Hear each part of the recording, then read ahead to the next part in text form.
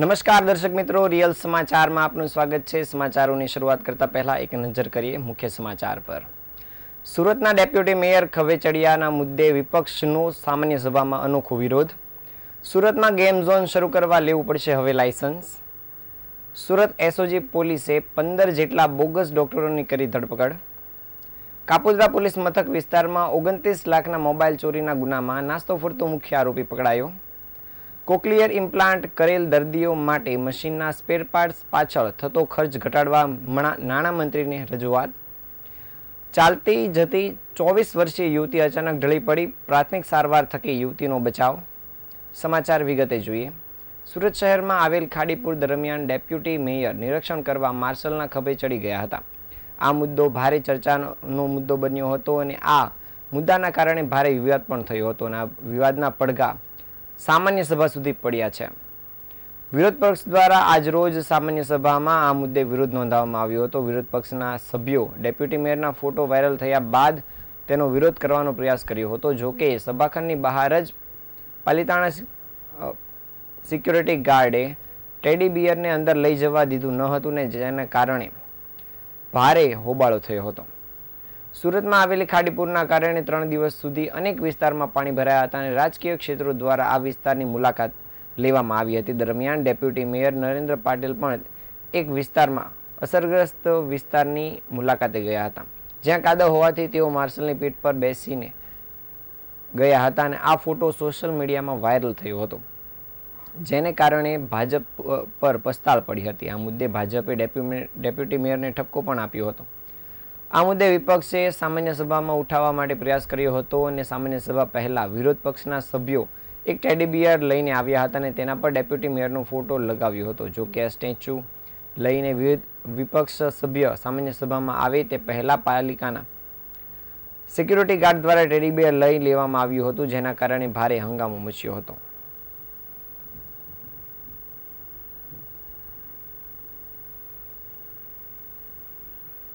દિવસ પહેલા ગોડાદરામાં ખાડીપુરના કારણે એક યુવાનનું ડૂબી જવાથી મૃત્યુ થયું હતું।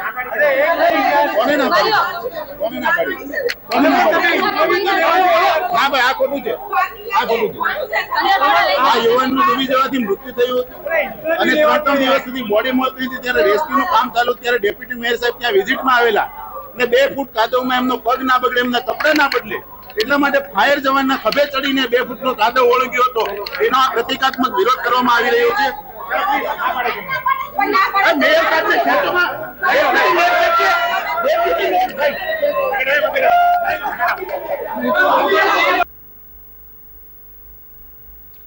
રાજકોટ ટીઆરપી ગેમ ઝોનની અગ્નિકાંડની દુર્ઘટના બાદ તંત્ર સજાગ થયું છે અને ગેમ ઝોન શરૂ કરવા બાબતે પોલીસ કમિશનર દ્વારા એક જાહેરનામું બહાર પાડવામાં આવ્યું છે। સુરત શહેર પોલીસ કમિશનરે 63 પાનાનું જાહેરનામું બહાર પાડ્યું છે, જેમાં ગેમ ઝોન શરૂ કરવા હવે માલિકોએ લાયસન્સ ફરીથી લેવું પડશે। જાહેરનામા પ્રમાણે ગેમ ઝોનમાં એક્સપર્ટ અભિપ્રાય પણ ફરજિયાતપણે લેવાનો રહેશે અને ગેમ ઝોન માલિકે ફરજિયાત થર્ડ પાર્ટી લાયબિલિટી ઇન્સ્યોરન્સ લેવો પડશે।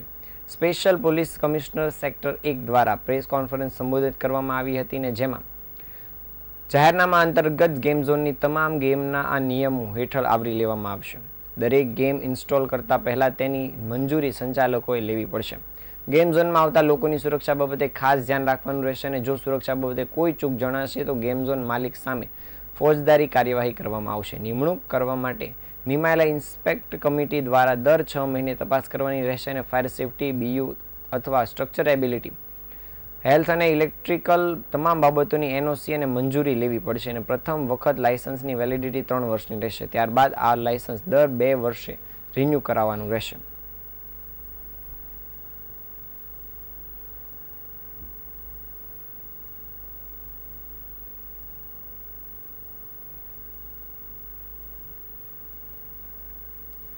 સુરત એસઓજી પોલીસે સૌથી મોટી કાર્યવાહી કરી છે, જેમાં સુરતના સ્લમ વિસ્તારમાંથી અલગ અલગ 15 બોગસ ડોક્ટરો ઝડપી પાડવામાં આવ્યા છે। આ તમામ ડોક્ટરો લોકોના આરોગ્ય સાથે ચેડા કરી રહ્યા હતા। સાથે સાથે આરોગ્ય વિભાગની ટીમે પણ આ દરોડામાં જોડાઈ હતી। એસઓજી પોલીસ દ્વારા આ બાબતને લઈ લાંબા સમયથી સર્ચ કરવામાં આવી રહ્યું હતું અને તેમાં તેમને સફળતા મળી છે।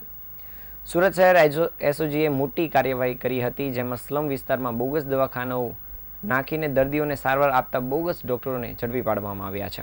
પોલીસે આ તમામ ડોક્ટરો પાસે રહેલા દવાના જથ્થાઓનો મુદ્દામાલ પણ કબજે કર્યો છે. તો આ ડોક્ટરો કેટલા સમયથી પ્રેક્ટિસ કરી રહ્યા હતા, તેની પાસે કયા સર્ટિફિકેટ છે, તે તમામ બાબતનું ઝીણવટભરી રીતે અવલોકન કરવામાં આવી રહ્યું છે.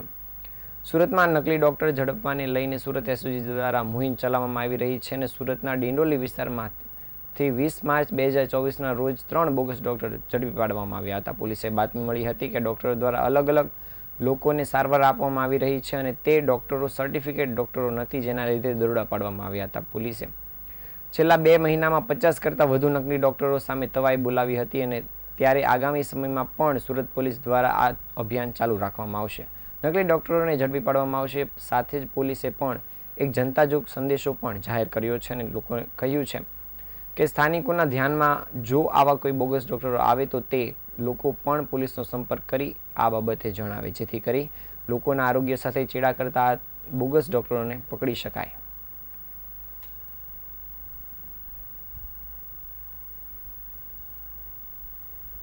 આજે એસઓજી દ્વારા જે બોગસ ડૉક્ટરો હોય છે એની માટેની એક મુહિમ ચલાવવામાં આવી હતી.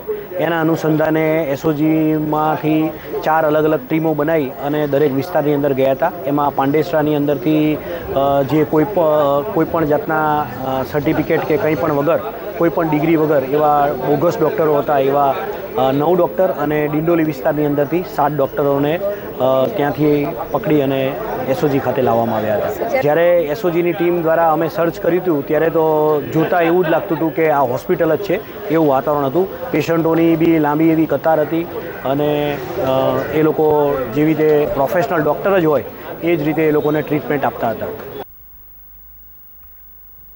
સુરતના કાપોદ્રા પોલીસ મથક વિસ્તારમાંથી 29 લાખ રૂપિયાના મોબાઈલની ચોરીની ઘટના બની હતી અને જેમાં નાસ્તા ફરતા આરોપીને પોલીસે ઝડપી પાડ્યો છે. પકડાયેલ આરોપી વિરુદ્ધ 65થી વધુ ચોરીના ગુના પણ નોંધાયેલા છે. પકડાયેલ આરોપી ફક્ત મોબાઈલની દુકાનમાં જ ચોરી કરતો હતો. અત્રે ઉલ્લેખનીય છે કે આ કુખ્યાત ચોર અન્ય એક આરોપીને જેલમાં મળ્યો હતો અને ત્યારબાદ સુરત પહેલી વાર ચોરી કરવા માટે આવ્યો હતો અને હોટલમાં રોકાઈને રેકી કર્યા બાદ આ ચોરીને અંજામ આપ્યો હતો. સુરતના કાપોદ્રા પોલીસ મથક વિસ્તારમાં આવેલ ગુજરાત મોબાઈલ નામની દુકાનમાંથી ગત 4 માર્ચ 2024ના રોજ ચોરીની ઘટના બની હતી. મોબાઈલ ચોરો 29 લાખના નવા કિંમતી મોબાઈલ ચોરી ગયા હતા. આ સમગ્ર મામલે સુરત ક્રાઇમ બ્રાન્ચ પોલીસે અગાઉ એક આરોપીને ઝડપી પાડ્યો હતો, જ્યારે મુખ્ય આરોપી ફરાર હતો. કાપોદ્રા સાગર સોસાયટીની સામે આવેલ મહાગુજરાત શોપિંગ સેન્ટરમાં ગુજરાત મોબાઈલ નામની દુકાનનું શટર તોડીને કેશ કાઉન્ટરમાંથી 1 લાખ રૂપિયા રોકડા તેમજ 54 મોબાઈલ ફોન ચોરીને તસ્કરો નાસી છૂટ્યા હતા. આ દરમિયાન પોલીસે અમર ઉર્ફે અંબર વિજય ખરાટ નામના શખ્સની ધરપકડ કરી હતી.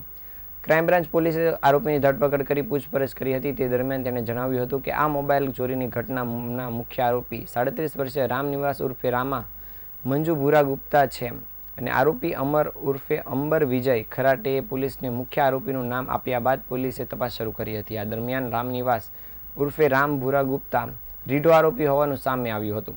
આરોપીએ મહારાષ્ટ્ર અને મુંબઈમાં મોબાઈલની દુકાનોમાં અસંખ્ય ચોરી કરી હોવાનું સામે આવ્યું હતું અને થોડા સમય પહેલાં થાણે પોલીસે તેની ધરપકડ કરી હતી, પરંતુ તે પોલીસના જપ્તામાંથી ફરાર થઈ ગયો હતો. ત્યારે બીજી વખત થાણે પોલીસે તેને ધરપકડ કરીને જેલમાં બંધ કરી દીધો હતો, જેથી સુરત પોલીસે આરોપીનો કબજો મેળવી ગુજરાત મોબાઈલમાં કરેલી ચોરી અંગે ધરપકડ કરી છે. હાલ પોલીસે આ મોબાઈલ ચોરને લઈને આગળની કાર્યવાહી પણ શરૂ કરી દીધી છે.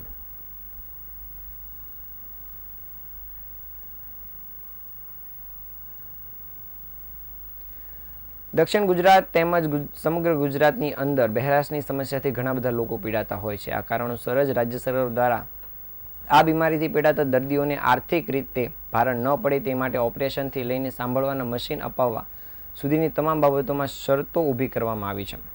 હાલ કોક્લિયર ઇમ્પ્લાન્ટ કરાવતા દર્દીઓ માટે processor, battery, charger, cable, coil જેવા સ્પેર પાર્ટ્સમાં 18% જીએસટી વસૂલવામાં આવે છે. આમ જોઈએ તો આ બીમારીથી પીડાતા 90% દર્દીઓ મધ્યમ અને ગરીબ વર્ગના છે.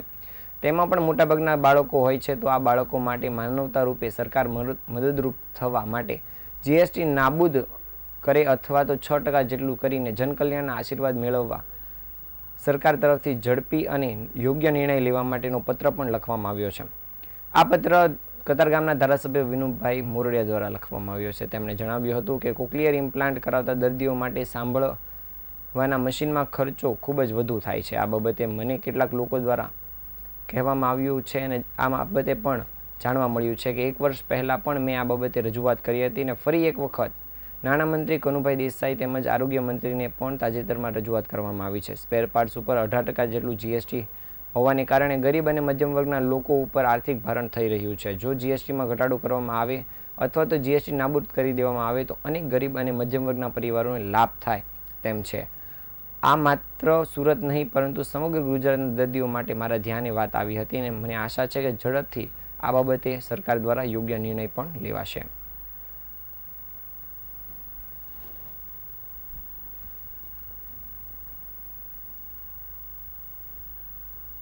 માનની કનુભાઈ દેસાઈ નાણામંત્રી શ્રી ગયા વીકમાં અહીંયા આવ્યા હતા અને ત્યાર પહેલાં 1 વર્ષ પહેલાં મેં એક પત્ર લખ્યો હતો માનની મુખ્યમંત્રી શ્રી અને ઋષિકેશભાઈને. ત્યાર પછી જે પ્રકારે આના બાળકોના વાલીઓ એમને માનની ઋષિકેશભાઈને બધાને મળ્યા હતા અને એમનો પ્રશ્ન જે હતો એ હલ થયો હતો.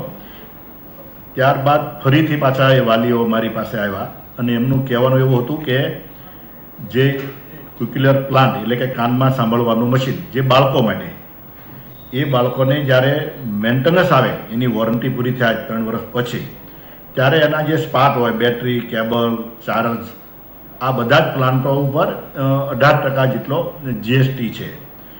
જો એમાંથી રાહત કરવામાં આવે કારણ કે આ બાળકો માટે છે ને અને ખાસ ગણીએ તો એમાં મોટા ભાગના ગરીબ બાળકો હોય છે અને ગુજરાતભરના બાળકો માટેનો આ પ્રશ્ન છે અને એ મારા ધ્યાને આવતા મને એમની રજૂઆત યોગ્ય લાગી એટલે માનની નાણામંત્રી જ્યારે આવ્યા ત્યારે એમને પણ મેં વાત કરી, એમને હકારાત્મક મને પ્રત્યુત્તર આપ્યો છે અને મેં પત્ર પણ લખ્યો છે, રૂબરૂ મળીને કનુભાઈને પત્ર આપ્યો છે જેથી કરીને આવનારા દિવસોમાં જલ્દીથી જલ્દી જે આના સ્પેર પાર્ટ હોય મશીનના એની ઉપરથી જીએસટી હટાવવામાં અથવા તો મિનિમમ જીએસટી લગાવવામાં આવે જેથી કરીને રાજ્યના ગરીબ બાળકો અને ગરીબ વાલીઓના આશીર્વાદ મળી શકે સરકારને. સુરતના સારોલી વિસ્તારમાં એક યુવતી અચાનક જ બેભાન થઈ ગઈ હતી. તેથી તાત્કાલિક જ ત્યાં ટ્રાફિક નિયમન કરતા ઉભેલા રહેલા પોલીસ દોડી આવી હતી અને પોલીસ કર્મીઓએ આપવામાં આવેલી ટ્રેનિંગ મુજબ પોલીસ જવાનોએ યુવતીને પ્રાથમિક સારવાર આપી હતી. યુવતીને ભાનમાં લાવી સારવાર માટે હોસ્પિટલમાં ખસેડવામાં આવી હતી. આમ યુવતી માટે પોલીસ દેવદૂત બનીને સામે આવી હતી. સુરત શહેર પોલીસને ખાસ કરીને અચાનક જ બીમાર પડતા અને યોગ્ય પ્રાથમિક સારવાર આપી શકાય તે માટેની ખાસ ટ્રેનિંગ આપવામાં આવી છે અને તે ટ્રેનિંગનું આજે એક યોગ્ય ઉદાહરણ સામે આવ્યું છે. આજે પોલીસ એક યુવતી માટે દેવદૂત બનીને સામે આવી છે. સારોલી વિસ્તારમાં એક 24 વર્ષીય યુવતી માટે પોલીસ દેવદૂત બનીને સામે આવી છે અને 24 વર્ષીય યમુના જયંતિ રાવલ સારોલી વિસ્તારમાંથી પગપાળા પસાર થઈ રહી હતી. તે દરમિયાન જ અચાનક ટ્રાફિક પોઈન્ટ પાસે યુવતી બેભાન થઈ ઢળી પડી હતી. આ જોઈ સ્થળ ઉપર કેટલાક લોકો ભેગા થઈ ગયા હતા પરંતુ શું કરવું શું ન કરવું તેની અસમંજસની સ્થિતિ સર્જાઈ હતી. યુવતી બેભાન થઈ જતા ત્યાં ઉભેલા પોલીસ કર્મીઓ પણ તાત્કાલિક દોડી આવ્યા હતા અને યુવતીની પ્રાથમિક સારવાર શરૂ કરી દીધી હતી. પરંતુ અહીં પોલીસને આપવામાં આવેલી પ્રાથમિક સારવારની તાલીમ ખૂબ જ કામે લાગી હતી અને યુવતીને પ્રાથમિક સારવાર આપી ભાનમાં લાવવામાં આવી હતી. જેમાં પોલીસ કોન્સ્ટેબલ મેરાગભાઈ દેસાઈ, ટીઆરબી જવાન રોહન, ટીઆરબી જવાન કૃણાલ, ભરત નાજા, રમેશ નાથાભાઈ દ્વારા કામગીરી કરીને યુવતીનો જીવ બચાવવામાં આવ્યો હતો. જ્યારે સ્થાનિકમાં રહેલા લોકોએ પણ પોલીસની આ કામગીરીને સરાહનીય કામગીરીને આવકારી હતી.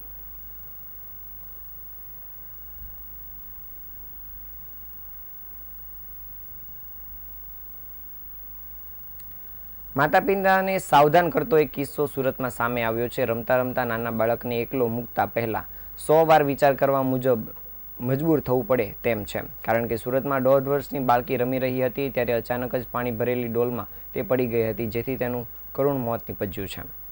ભેસ્તાના સિદ્ધાર્થનગરમાં રહેતા શાહ પરિવારની 1.5 વર્ષની દીકરી એકલી રમી રહી હતી. આ દરમિયાન માતા પોતાનું કામ કરી રહી હતી. ઘરમાં ચોમાસું હોવાને કારણે પાણીનો પ્રશ્ન ન સર્જાય તે માટે અલગ અલગ જગ્યાએથી વાસણો ભર્યા હતા. જોકે પાણી ભરેલી ડોલમાં બાળકી રમતા રમતા અચાનક પડી ગઈ હતી જેથી બાળકીનો ડૂબી ગયા બાદ વધારે પડતું પાણી પી જતા મોત થયું હતું. મૃતક દિવ્યા કુમારીના પિતા ધર્મેન્દ્ર શાહે જણાવ્યું હતું કે બાળકે પાણીની ડોલમાં ઊંધા માથે પડી ગઈ હતી, જેથી માથાની નજર પડતા તે દોડી ગઈ હતી. ત્યારબાદ અમે તાત્કાલિક નવી સિવિલમાં તેને લઈ આવ્યા હતા. હાજર તબીબોએ તેણીને મૃત જાહેર કરી છે. બાળકીના મોતને કારણે શાહ પરિવારમાં શોકની લાગણી છવાઈ ગઈ છે.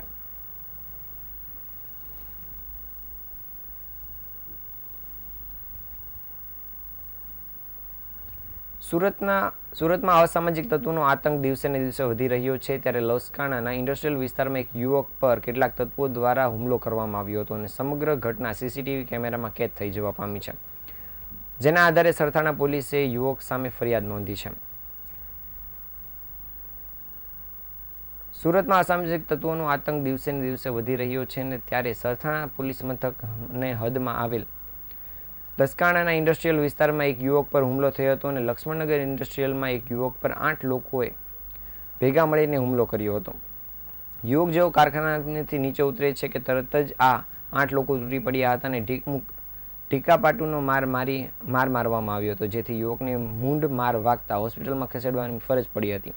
આ સમગ્ર ઘટનાની સીસીટીવી કેમેરામાં પણ કેદ થઈ જવા પામી છે, જેના આધારે સરથાણા પોલીસે યુવકની ફરિયાદ નોંધી તપાસ કામગીરી શરૂ કરી છે. ઉલ્લેખનીય છે કે સલાબતપુરા વિસ્તારમાં પણ રાતના સમયે ત્યાંથી પસાર થતા વાહનોને રોકીને તેના ઉપર દાદાગીરી કરતા કેટલાક તત્વોનો વિડીયો પણ સોશિયલ મીડિયામાં વાયરલ થયો છે. તેના બાબતે પણ ફરિયાદ મળતા સલાબતપુરા પોલીસે આ મામલે કામગીરી પણ શરૂ કરી છે.